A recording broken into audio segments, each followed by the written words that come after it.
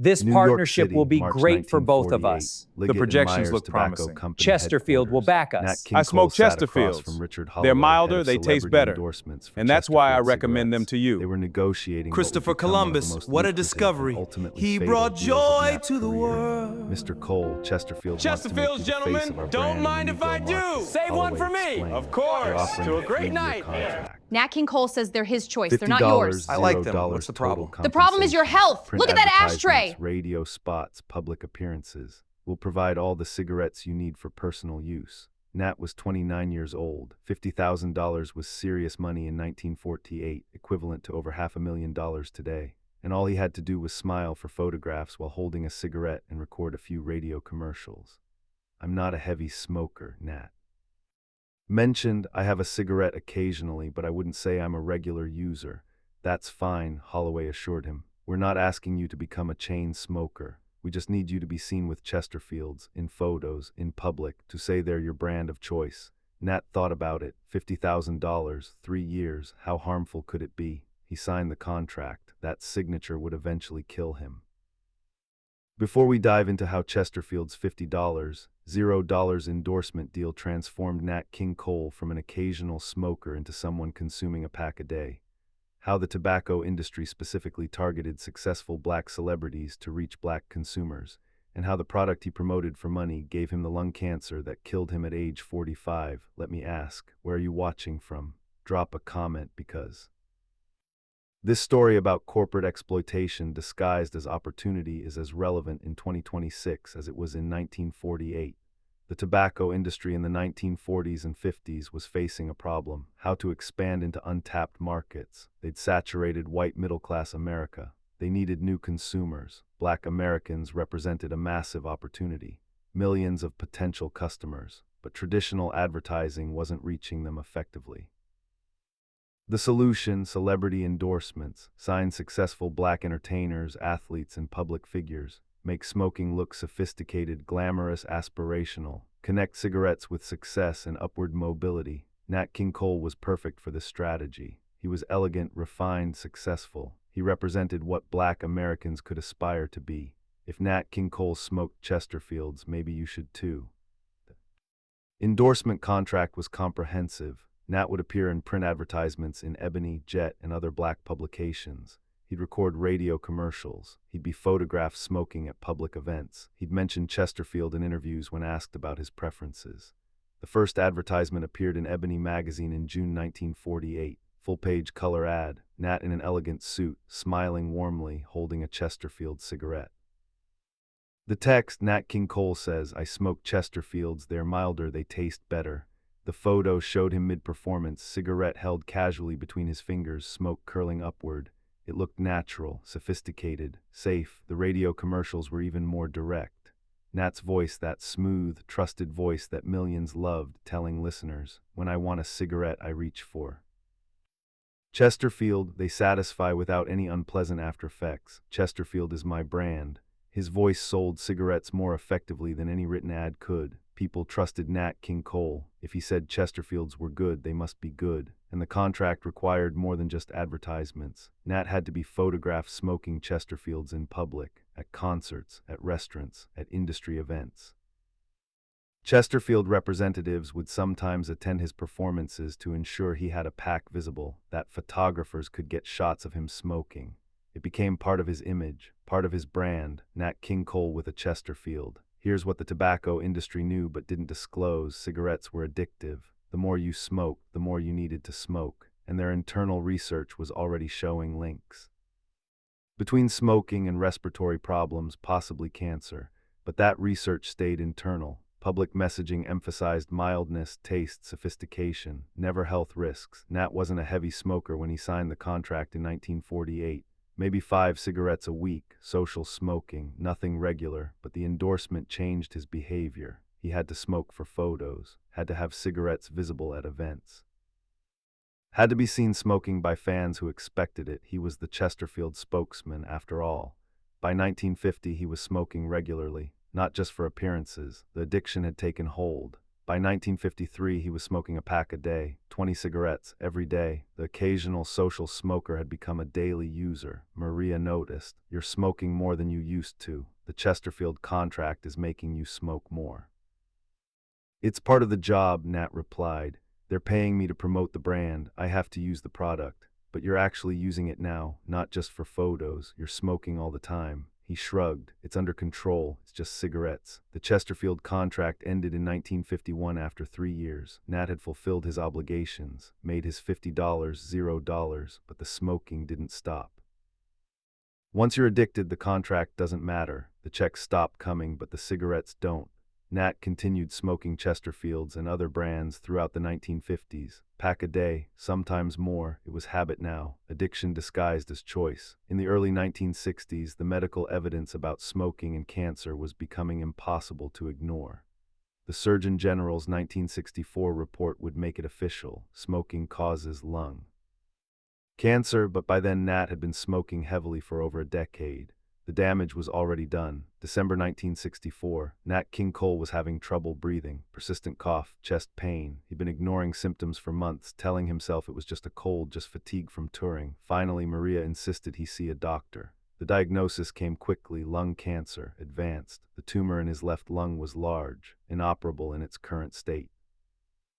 They'd need to remove the entire lung and hope they could get it all. Dr. Robert Kosacek, the thoracic surgeon, asked the standard question, "Mr. Cole, how long have you been smoking?" "About 15 years regularly, pack a day, sometimes more." "That's likely the cause. Lung cancer has strong correlation with cigarette use, particularly at that volume over that duration." Nat sat quietly processing. 15 years of smoking, starting with the Chesterfield contract. The product he'd promoted had killed him. The surgery happened December 10, 1964. They removed his left lung, but when they opened his chest cavity, they found the cancer had already spread. Lymph nodes, chest wall, areas they couldn't surgically access. The prognosis: 6 months to a year, maybe. In the hospital recovery room, Nat had time to think about how he'd gotten here. The Chesterfield contract in 1948, $50,000 to smile and smoke on camera. It had seemed like easy money, glamorous, sophisticated. Now he was 45 years old with one lung and terminal cancer. The irony was brutal. He promoted Chesterfield cigarettes as milder and better tasting. The ads had shown him healthy, vibrant, successful, implying that cigarettes fit that lifestyle.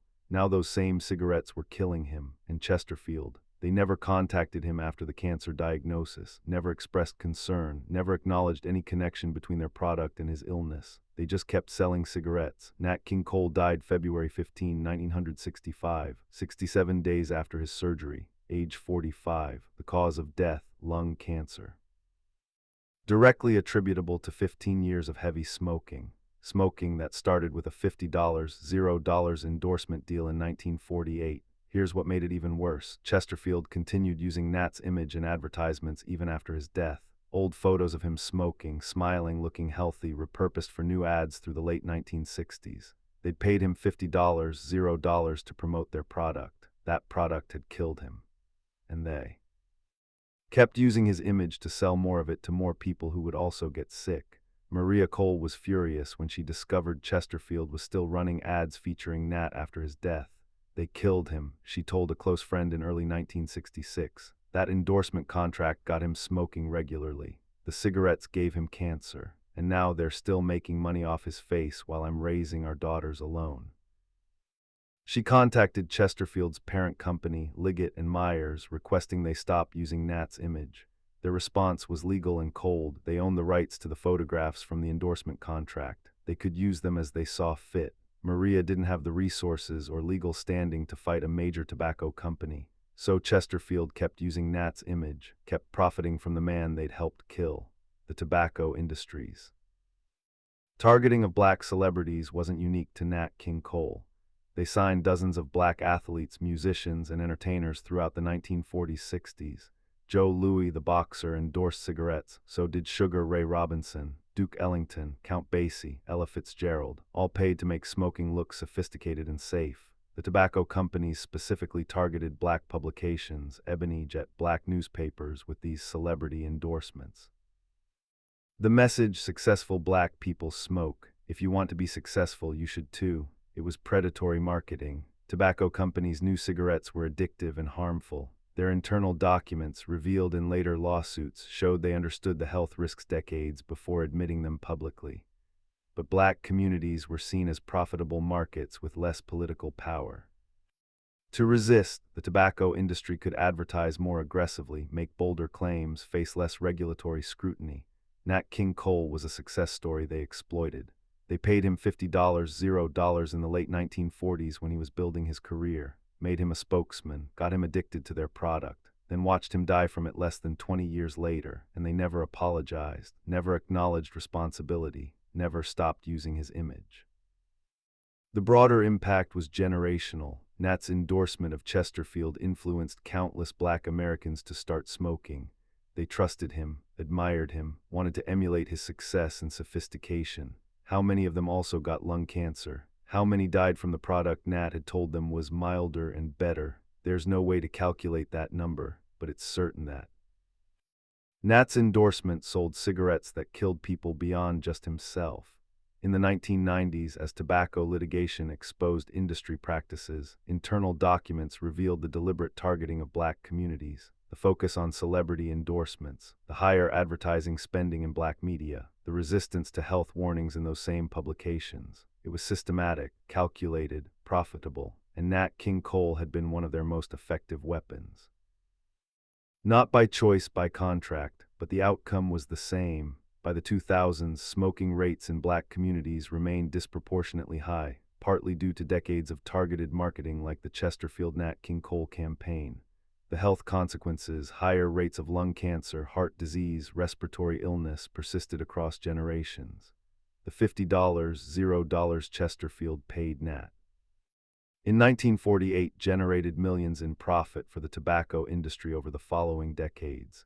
And the cost was paid in lives, including Nat's own. Today, we know cigarettes kill. The evidence is overwhelming. The Surgeon General warnings are on every pack. Smoking rates have declined dramatically in the U.S. But in 1948, the tobacco industry could still sell cigarettes using celebrity endorsements, glamorous photography, and misleading health claims. They could target vulnerable communities. They could create addictions while denying responsibility.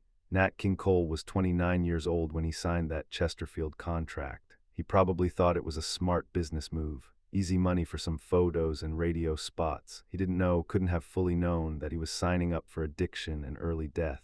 The tobacco industry knew. Better, their internal research showed the risks, but disclosure wasn't profitable. So they kept that information hidden while paying celebrities to promote cigarettes as safe and sophisticated. When Nat died in 1965, the connection between smoking and lung cancer was becoming undeniable. The Surgeon General's 1964 report had made it official. But the tobacco industry fought that research, disputed the findings, and continued marketing aggressively for decades more. Nat's death should have been a warning. A major celebrity, dead at 45 from lung cancer after years of smoking the very product he'd endorsed. That should have sparked public conversation about tobacco industry practices. But Chesterfield faced no consequences, no public accountability, no requirements to stop using his image. They just kept selling cigarettes. Maria Cole kept the original Chesterfield contract in her files until she died. She'd show it to people sometimes when discussing Nat's death. $50,000, she'd say. That's what they paid him to die, and they made millions while he got cancer.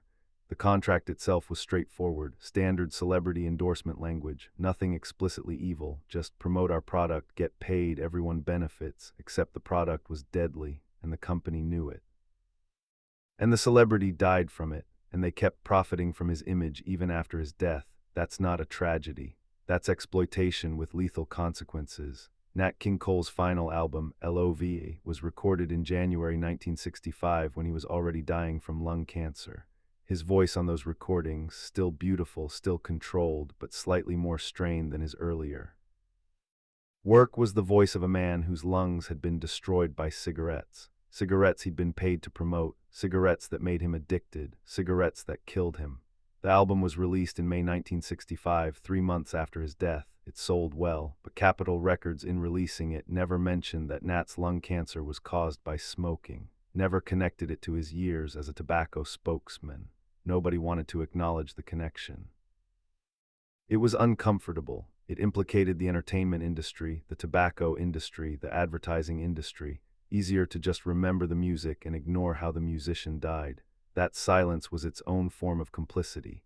By not talking about how cigarette endorsements killed Nat King Cole, the industry allowed similar practices to continue. Other celebrities kept promoting tobacco.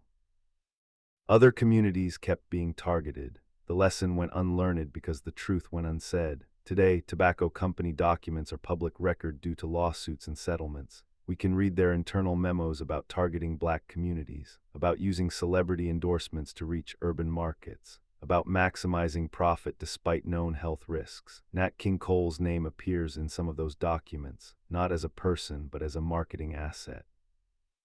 Cole endorsement highly effective in Negro publications, recommend renewal or similar partnership. He was a strategy, a tool, a way to sell a deadly product to people who trusted him.